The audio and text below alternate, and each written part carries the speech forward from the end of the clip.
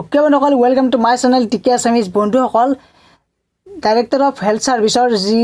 Technical আৰু non technical post ওলাইছিল grade 3 আৰু স্টেপ বাই স্টেপ এপ্লাই কেনেকৈ কৰিব লাগে দেখুৱাই দিম মোবাইলৰ সহায়ত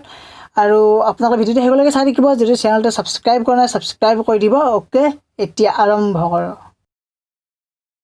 বন্ধুসকল মই ডেসক্ৰিপচনত লিংকটো দি দিছো আৰু লিংকটো দিয়াৰ লগে লগে আপোনালোকৰ এনেকুৱাকৈ এখন পেজ খুল হ'ব যেটো অফিচিয়েল লিংক হয় আৰু ইয়াতে আপোনালোকে এপ্লাই কৰিব পাৰিব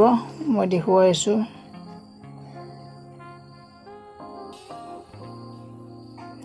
Here this is the online application form. So 10 তাৰিখৰ পৰা আৰম্ভ হৈছে হেলথ ডিপাৰ্টমেন্টৰ ইয়াৰ পিছতে আপোনালোকৰ এইটো যে লিংক আছে এই লিংকটো টেকনিক্যাল আৰু নন টেকনিক্যাল বুলি লিখা আছে তাত ক্লিক কৰি দিবা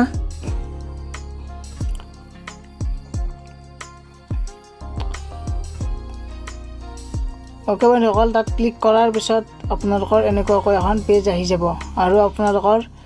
ইয়াত এপ্লিকেশন ফৰ্ম যে আছে ওপৰত সেই এপ্লিকেশন ফৰ্মখনত ক্লিক কৰিবা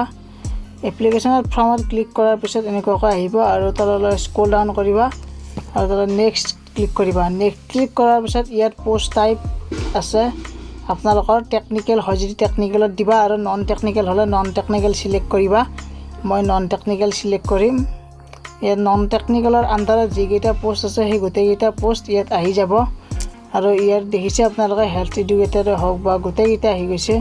তো এইকেইটাত আপোনালোকে কোনটোত দিব খোজে এইকেইটা সিলেক্ট কৰিলে হ'ল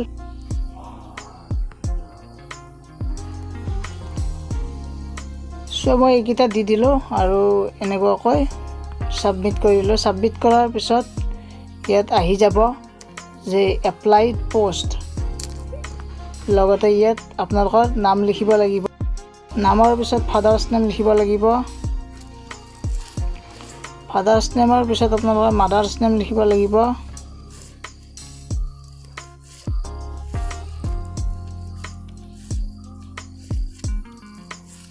মাদাৰ্স নেম লিখাৰ পিছত আপোনালোকে লিখিব লাগিব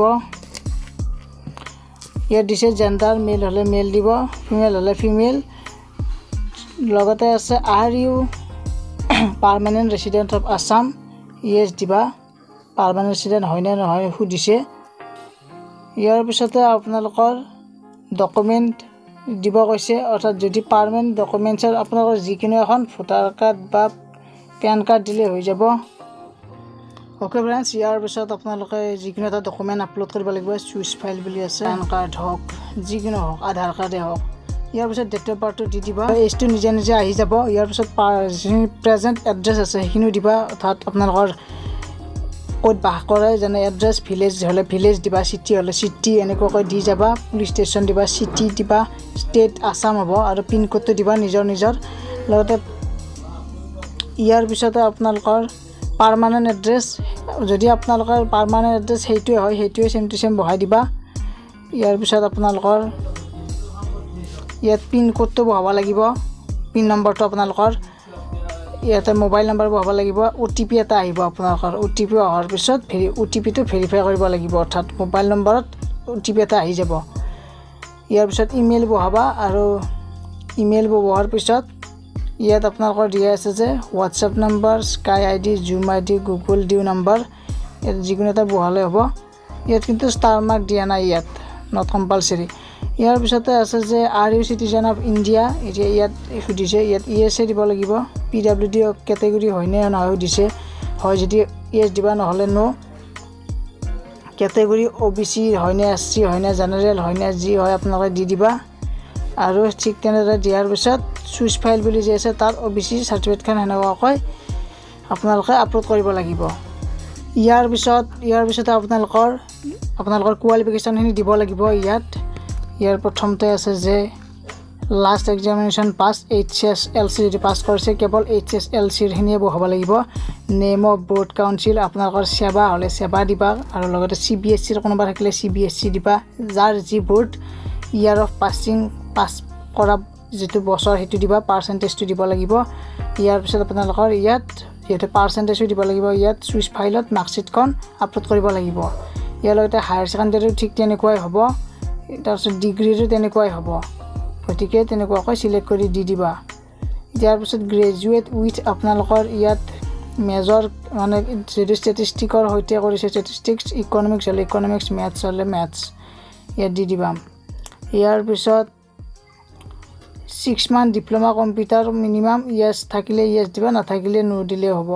ইয়াৰ পিছত দিছে যে প্ৰেজেন্ট গভৰ্নমেণ্ট অকুপেশ্যন কিবা যদি গভৰ্নমেণ্ট চাকৰি কৰি আছে আপোনালোকে চৰকাৰী চাকৰি কৰি আছে বা আছিল তেনেহ'লে ইয়েছ দিবা নহ'লে নো দি দিবা তো আপোনালোকক দিছে যে যিটো ফটোৰ আছে সাইজ দি দিছে আপোনালোকৰ হাইট দিছে 250 আৰু ৱেইট দিছে 150 আৰু ইয়াৰ যিটো 35 KB হ'ব লাগিব ঠিক তেনেদৰে সিগনেচাৰো তেনেকুৱাকৈ দি দিছে 100 পিক্সেলৰ হাইট আৰু 150 ৱেইট আৰু লগতে 330 KB অৰ্থাৎ 30 কবিৰ আপোনালোকৰ হ'ব লাগিব সিগনেচাৰটোৰ ক্ষেত্ৰত ইয়াৰ পিছতে পাছৱৰ্ড দিব লাগিব পাছৱৰ্ডটো 8 পৰা 12টা শব্দৰ ভিতৰত হ'ব লাগিব ঠিক তেনেদৰে ৰিএন্টাৰ পাছৱৰ্ড ওপৰত যিটো পাছৱৰ্ড দিয়ে তলতো ৰিএন্টাৰ কৰি দিব লাগিব এই অপচনটো আহি যাব আৰু সাবমিট কৰি দিব লাগিব ওকে বন্ধুসকল আপোনালোকে এনেকুৱাকৈ আপোনালোকে আপলোড কৰিব পাৰিব আৰু লগতে আপোনালোকৰ যিখিনি হাইট ৱেইট আছে সেইখিনি আপোনালোকে এটা এপছ আছে মোবাইলতে কৰি ল'ব পাৰিব মই এপছটো দেখুৱাইছো আপোনালোকক এই যেটো এপ আছে ফটো পিকচাৰ ৰিচাৰ্জাৰ বুলি এই এপটোতে আপোনালোকে গোটেইখিনি ৰিচাৰ্জ কৰিব পাৰিব ফটোবোৰ কিমান হাইট লাগে কিমান ওয়াইড লাগে গোটেইখিনি কৰিব পাৰিব আৰু মোবাইলতে কৰিব পাৰিব গোটেইখিনি আৰু কম্পিউটাৰত নকৰিলেও হ'ব মই এই এপটোৰ জৰিয়তে সকলোবোৰ কৰিলো গতিকে বন্ধুসকল ভিডিঅ আছিল এইখিনি যদি ভাল লাগিল লাইক কমেন্ট শেয়াৰ কৰি দিবা আৰু চেনেলটো সাবস্ক্ৰাইব কৰি দিবা ওকে আজিলৈ ইমানেই ধন্যবাদ থ্যাংক ইউ